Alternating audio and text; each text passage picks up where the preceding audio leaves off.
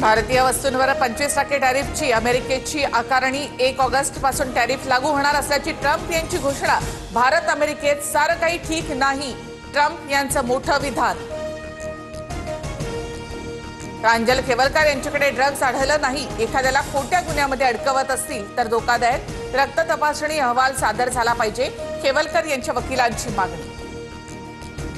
रोहिणी खडसेंनी घेतली पुणे पोलीस आयुक्तांची भेट। पुणे पार्टी प्रकरणानंतर भेटीला महत्त्व। रोहिणी खडसेंचे पती प्रांजल खेवलकर सध्या पोलीस कोठडी। खराडी प्रकरणामधील श्रीपाद यादव आणि पोपटांनी 15 दिवसांपूर्वी खेवलकर यांच्या ग्रुपमध्ये जोडले गेले। आमची बदनामी करण्यासाठी पुणे पोलिसांचा डाव, एकनाथ खडसे यांचा आरोप। सोमनाथ सूर्यवंशी प्रकरणात पोलिसांवर गुन्हे दाखल करण्याचा हायकोर्टाचा निर्णय सुप्रीम कोर्टाकडून कायम। प्रकाश आंबेडकर यांची ट्विट करत माहिती।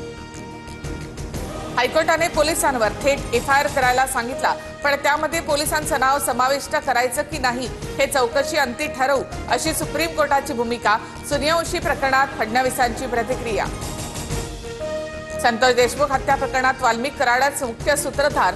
कराडबाबत डिजिटल पुराव्यांसह अनेक साक्षीदारांचे जबाब। विशेष मकोका न्यायालयाचं निरीक्षण, सूत्रांची माहिती। संतोष देशमुख आणि महादेव मुंडे हत्या प्रकरण सीबीआयकडे द्यावं, लोकसभेत सुप्रिया सुळेंची मागणी। पीडित कुटुंबांना न्याय मिळवून देण्याचं आवाहन। जेलमधून स्पेशल फोन सापडला, अका वापरत असलेल्या फोनमधून माहिती समोर येईल। बीड प्रकरणात सुरेश धस यांचा दावा। वाल्मिक कराडचा समर्थक गोट्या गित्तेचा व्हिडिओ समोर। व्यक्तीच्या घरासमोर नैवेद्य ठेवून दुसऱ्या दिवशी गित्ते व्हिडिओमध्ये त्या व्यक्तीची हत्या करत असल्याचा स्थानिकांचा दावा।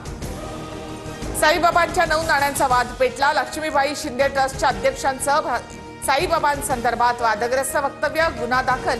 संतप्त ग्रामस्थांचा। अरुण गायकवाड यांच्या घर आणि कार्यालयावर मोर्चा।